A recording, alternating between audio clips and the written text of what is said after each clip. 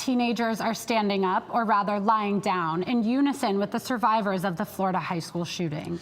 Their hope is to call on the White House for stronger gun control legislation. The group of D.C. teens gathered outside the White House earlier today for a 3-minute lie-in for gun reform. The protest represented the 17 victims of the school shooting at Marjorie Stoneman Douglas High School in Florida. The teens hope the demonstration will serve as a visual reminder of the massacre and a call to action for gun law reform. The lie-in lasted 3 minutes to represent the length of the shooting.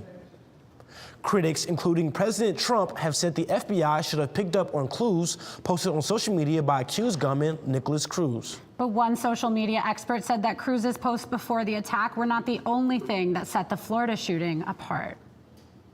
One expert tells us this attack was unusual for the amount of social media involvement before, during, and after the shooting. But he says the number of students in the school whose first instinct was to broadcast on social media was not that surprising.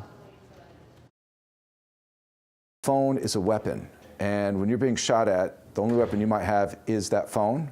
It's also a shield. It's a social shield when you don't want to talk to people, but it can be a shield in many ways. So to me, the fact that students were documenting using their phone isn't crazy by any stretch. It makes perfect sense.